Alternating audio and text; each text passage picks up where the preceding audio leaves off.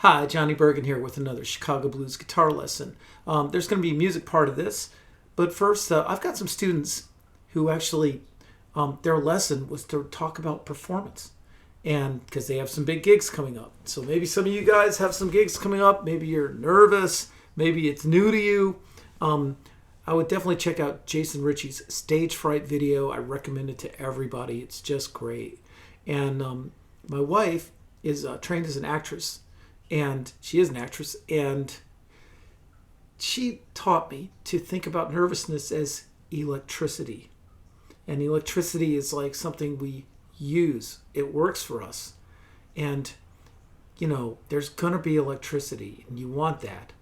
And you just sort of say yes to it and let it work for you. And another thing that I've noticed, and it's a moment that I've come to really love, is walking on stage. When I walk on stage, I try to show I have no more cares about anything else. I try to show confidence and energy, and just kind of I just have one purpose, and I'm happy doing that, and that's what I'm going to do. And that's the way you want to walk on stage. It might even be good to practice that if it's something that you're not used to. I'm in Osaka, Japan right now, and I just saw a Chicago piano player. She's from Osaka. She lives in Chicago, Yoko Noji. And she was so relaxed and exuded so much confidence.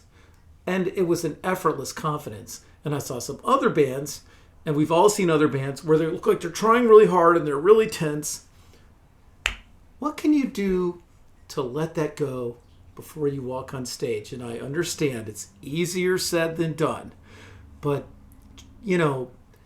go back to thinking about it like electricity, to the preparation. And Jason Ritchie in that Stage Fright video talks a lot about preparation as the antidote to the poison of stage fright is preparation. And, how have you prepared? Remind yourself that you're prepared, and just work your plan.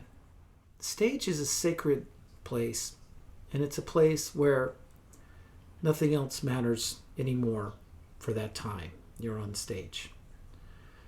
And that's why dressing for the stage is important. You don't have to wear a 3-piece suit or whatever. You have to just look somewhat elevated, like you're entering a stage. And the stage is for saying what you want to say, and communication, and some sort of connection with the audience. That's what the stage is for. And there's something very ancient and deep about that. And I keep that in my mind when I walk on stage. And I don't like people disrespecting the stage. Sometimes people are on stage and they're talking about something they saw on TV or something. That doesn't, between songs, or just chattering or watching. I've played with musicians who were watching a game. They were watching a game on TV, and they were great musicians. They were watching a game on TV, on stage. That's disrespecting not just me, but the stage. And the stage is more important than me. So anyway, the point of that is, when you step on stage, there should be nothing else. You can't be thinking about, oh man, when I go home, I got to stop at the grocery store, or anything like that. And that's why dressing, my joke is, you can't look like your wife just sent you to Costco, or your husband just sent you out, or whatever.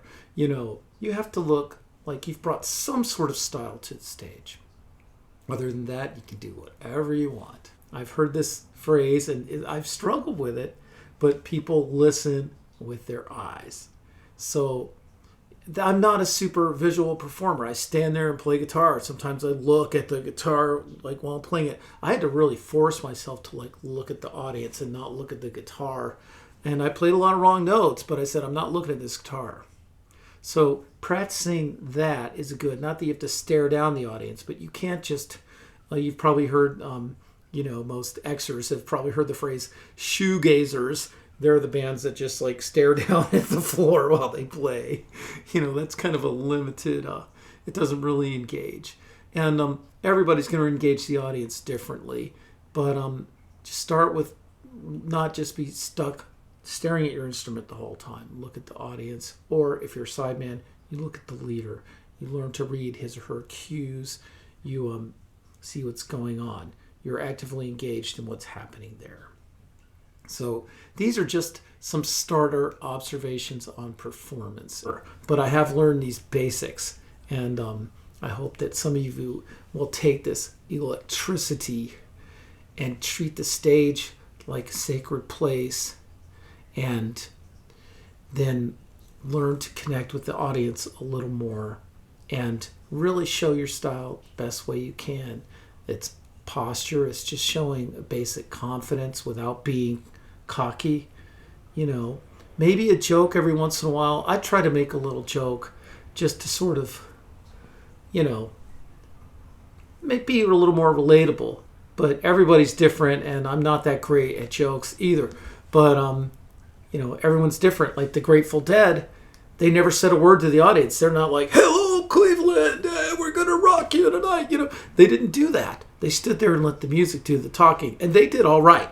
So that was their way of doing it. You know, you can, within these like basic rules, there's lots of room to do it your way.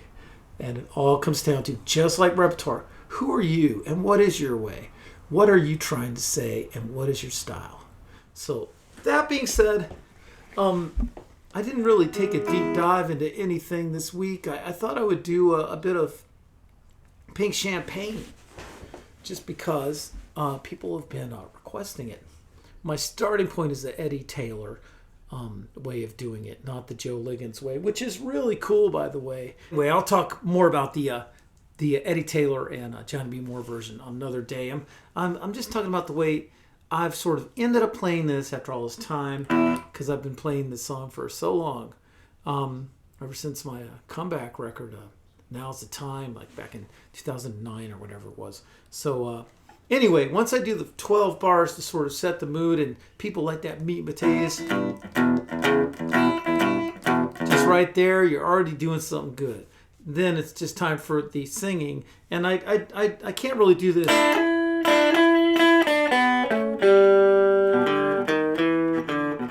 I can't really pull that off and sing it, so I just champagne, do do do do do. That's just out of the second and open. Lots of times you can do one stroke with your thumb, rather than, that doesn't really swing so much.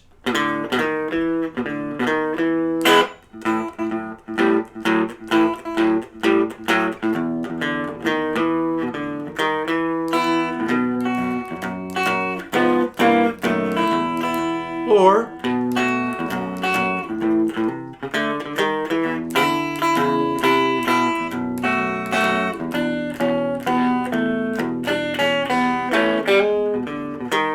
sometimes I can pull that off. Pink champagne, do do do do do do.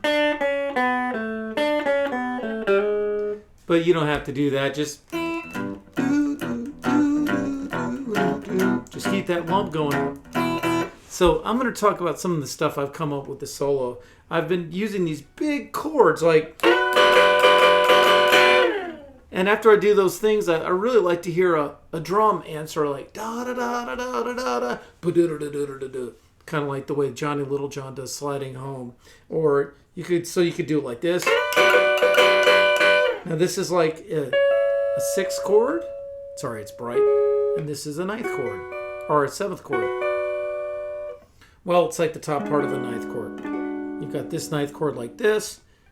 Up here, it's like this D minor shape that you know from way back, all the way up here in the 11th, 12th, and 10th fret.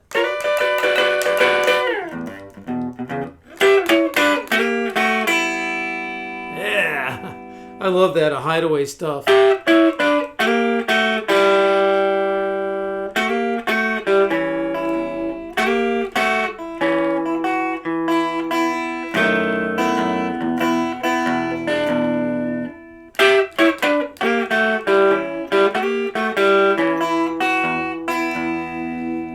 Do whole solos out of that.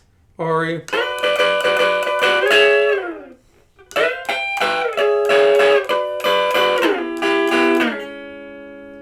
that was a little bit messed up.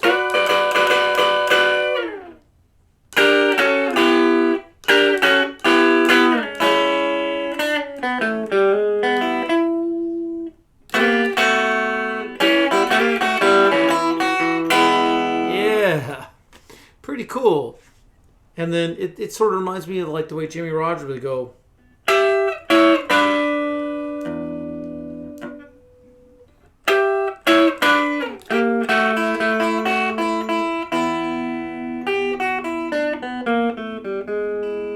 I tried to take some of that stuff, and then, gosh, I used to be in this band way back called the Ice Cream Men, and Dave Waldman played this great thing on a song called "Damn Good Mojo" or something. "Damn Good Mojo Hand" by Big Wheeler, and he'd be like.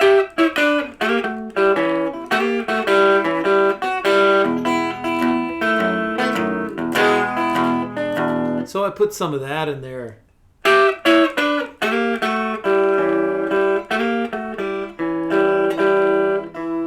You just take these two fingers because it's more balanced that way. It fits over the one. And then when you make your A7th,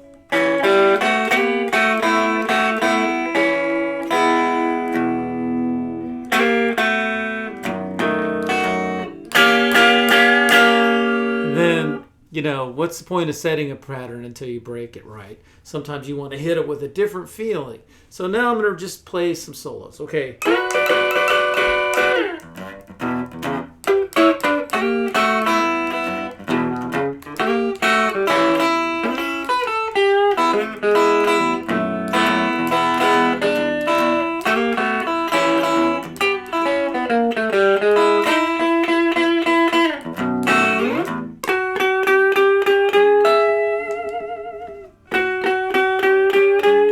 Drum fill.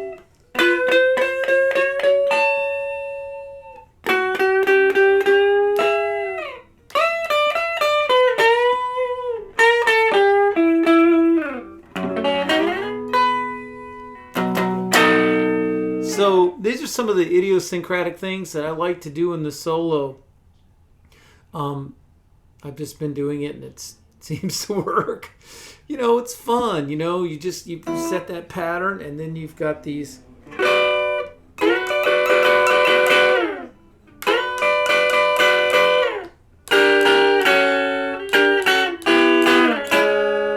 I like that.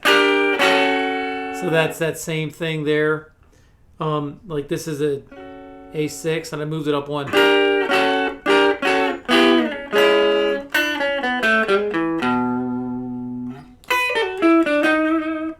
There's a 70s Eddie Taylor lick.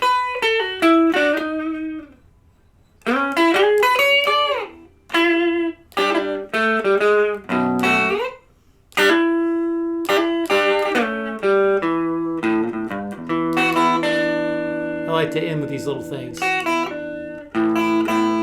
Yeah. I'll try putting it together.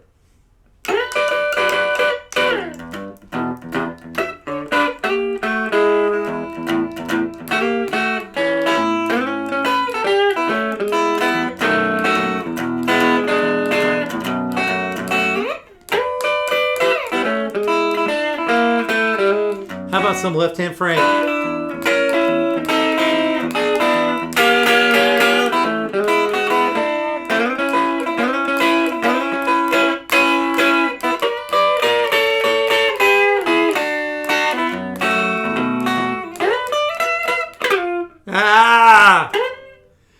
Well, sometimes you take some chances and you don't land on your feet.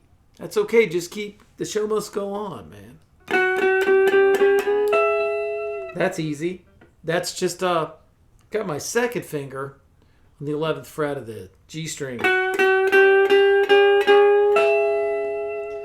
And that makes a E chord, right? And this makes an A chord. Now we're on the 5, right? So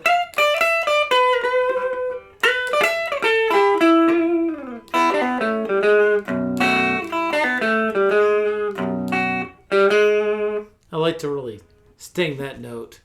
It's kind of the solar plexus of the core.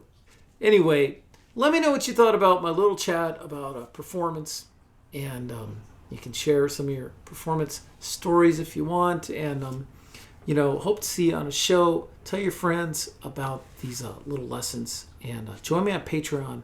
When I'm in either Europe or the States, I will do weekly chats, but in Asia with the time difference, it's a little hard, so I'll be back on those in November. And see you next time. Thanks a lot.